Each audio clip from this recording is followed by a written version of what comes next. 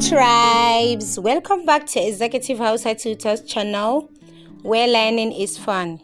In today's lesson, we are going deeper into specialized greetings used in Hausa culture. Let's continue. Work and activity greetings.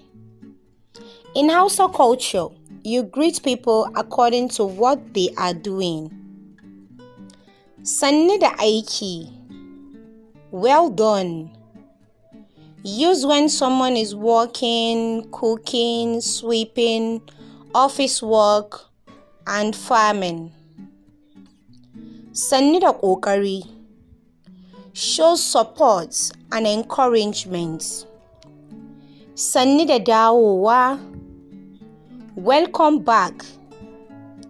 Sannu da shan iska or sannu da hutawa. Enjoy your relaxation.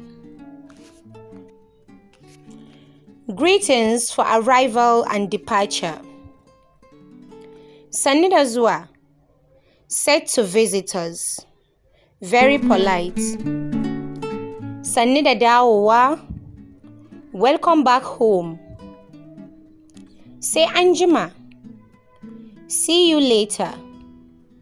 Sai gobe, see you tomorrow.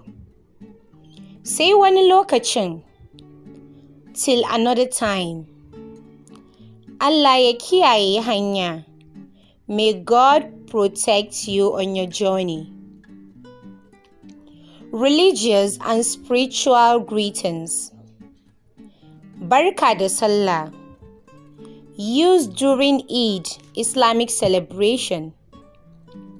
Allah ya ƙara daraja. May God increase your honor. Barka da Kirsimeti. Happy Christmas. Allah ya bada ikon yin alheri. May God help you in doing good. Allah ya saka da alheri. May God reward you with goodness. Greetings for emotion and situations. These are greetings you used based on what people are experiencing. Sannu ya jiki. Sorry, how's your health?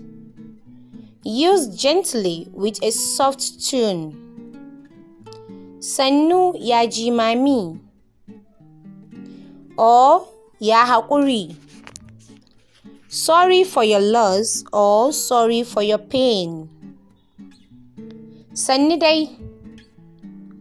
This is universal comfort praise. Allah ya basu haƙuri. May God give them patience.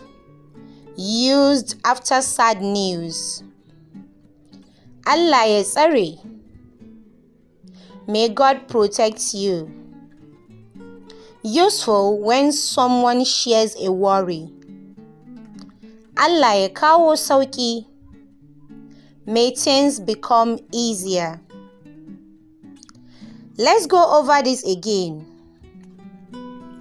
Sannu da aiki, well done. Sannu da ƙoƙari, show support and encouragement.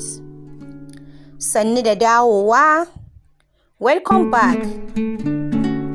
Sannu da shan iska or sannu da hutawa.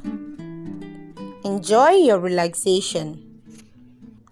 Sannu da zuwa, said to visitors, very polite.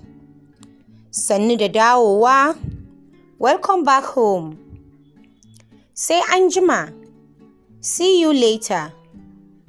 Sai gobe, see you tomorrow.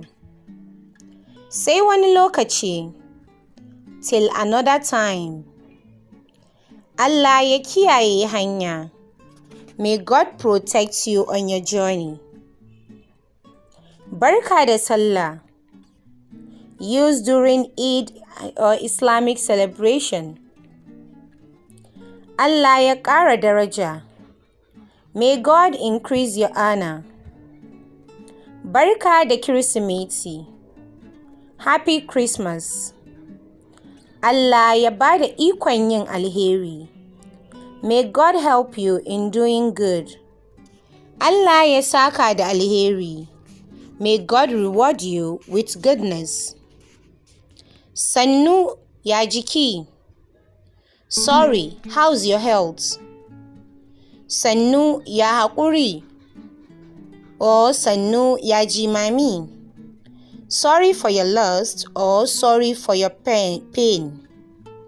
Sannu dai. Universal comfort praise. Allah ya ba su haƙuri. May God give them patience. Allah ya tsare. May God protect you. Allah ya kawo sauƙi. May things become easier. With this, your greetings make your Hausa flow more naturally.